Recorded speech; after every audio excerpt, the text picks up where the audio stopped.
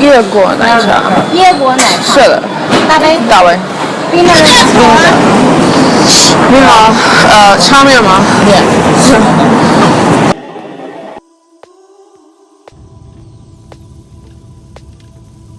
好的，好的吗？这里吧？是的。是吧？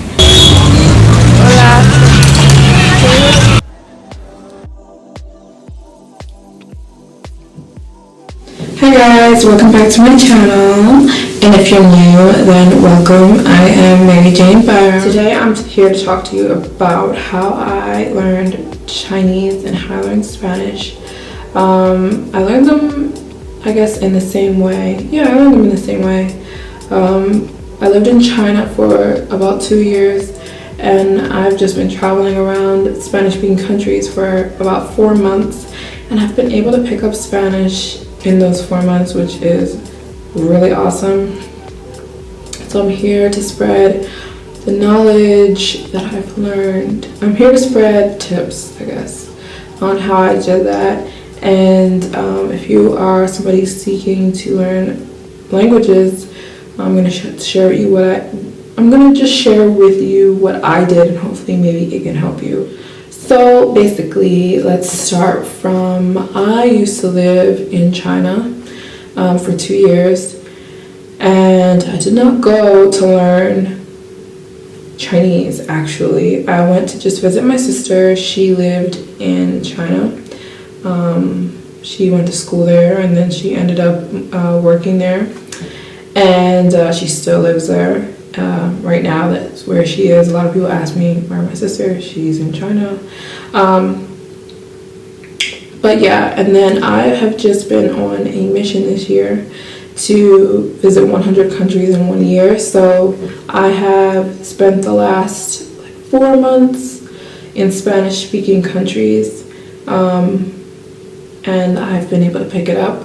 I would not call myself fluent in Spanish because I know I do not know everything. Like, I know I don't know every bit of Spanish, but I would call myself fluent in Chinese.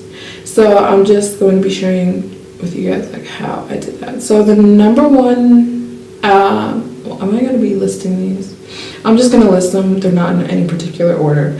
But okay, so the first tip I would give for somebody, the first tip I did, I guess the number one major thing that helped me learn these languages is being in a place that speaks the language. 还有吗？谢谢你。刚刚没尿面。大包。带吧。是不是？带走。带完了。我刚买了椰果奶茶。是的，大包。冰的。是的。椰果奶茶。椰果奶茶。是的。大杯。大杯。冰的热的。冰的。冰的。是的。好。Basically, I lived in China, and I have been traveling around Latin America and other Spanish-speaking countries, which really has helped me pick up these languages. I would say that you need to go somewhere that they speak the language. That's like very crucial, because constantly being around a different language is going to make your brain pick it up.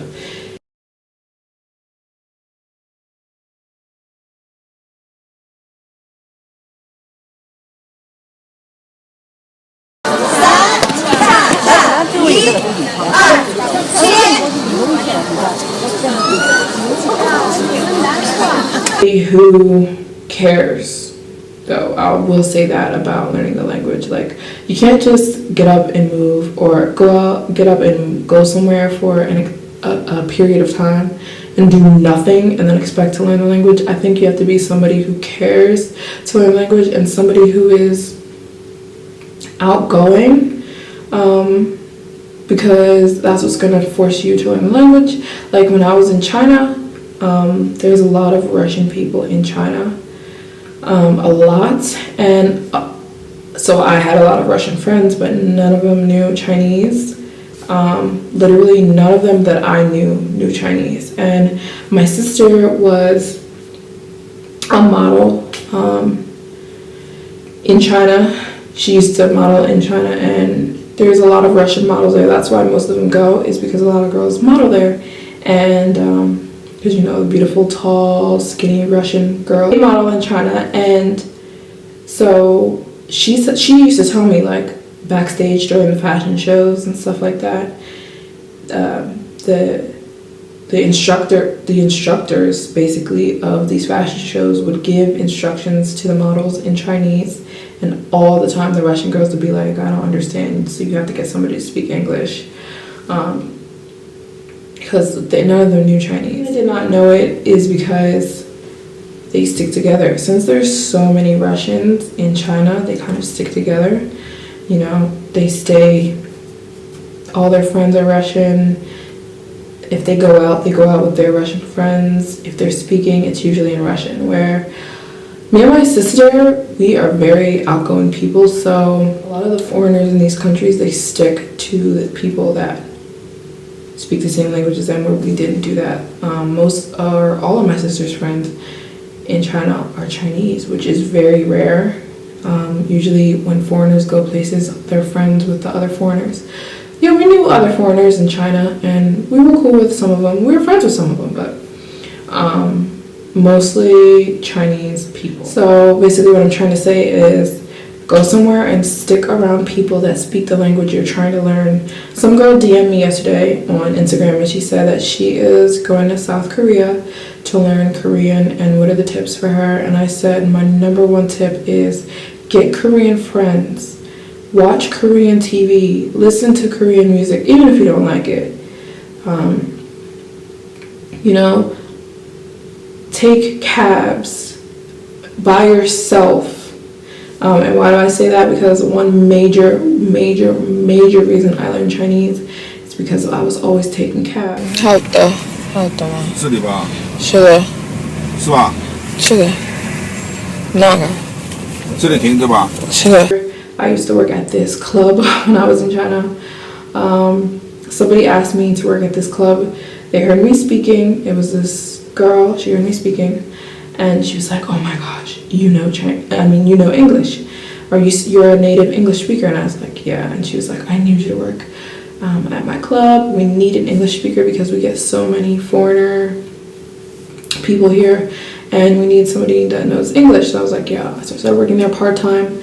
And I would work from like 6 p.m. to like 3 o'clock in the morning sometimes, or like 1 o'clock in the morning, and the only way I could get home was cabs. And it terrified me because this is the beginning of when I lived in China. I just got off of work and I'm tired. So I didn't have my English, my Chinese was basically non-existent. So, and I knew the cab drivers didn't know English. They don't know. Are you kidding me? They're just, in China, they're basically older men, the cab drivers, and so it was so nerve-wracking every day. For like the first month when I moved to China, I would have to hail a cab, and oh my goodness, and then tell the cab where I live. It was so, and then the cab drivers in China want to talk to you. And so at first I went from not being able to speak to the cab drivers at all and basically just blurting out random words that, you know, like, and then it became me fluently being able to speak to the cab drivers. 好的，好的吗？是的吧？是的，是吧？是的，那个。这里停着。 And I loved it because I'm like, they're kind of like my teachers, you know, these older men cab drivers were like my Chinese teachers. And like being able to have a conversation with a cab driver or somebody that doesn't know you in foreign countries really sharpens or helps you become fluent. Because, and since I'm talking to you guys so much about get up and go, you know, to places you've never been and spend some time there, but it's not always that simple. But I have an opportunity if you guys want to take it and want to look more into it. It's to be an au pair. If you don't know what an au pair is, it's somebody that stays with a family and basically helps out with the kids. So there is an au pair company in China, in Shenzhen, China, called QiXing Aupair. And basically what you do is you live with a family and you teach English, either to them or their kids. And so everything is paid for, you know, you're going to live with them. So you're going to have your own room, they're going to cook for you, they're going to take care of that stuff. Plus you get paid monthly. And those families take vacations and you get to go on free vacations with them. Yeah, it's a really, really awesome opportunity, especially if I have a lot of young viewers, especially if you're young, you have time, you want to learn a language, and you get language classes with this au pair service. So while you are living with this family in China and you're basically taking care of the kids, you are getting free Chinese classes as well. So you're going to get free Chinese classes, but you're going to be teaching those kids English. So you have to talk to the kids you're with in English, because that's one of the main reasons you're there, is to teach those kids English. But you're also going to the au pair service is going to provide you with Chinese classes, so you can also pick up Chinese and learn Chinese.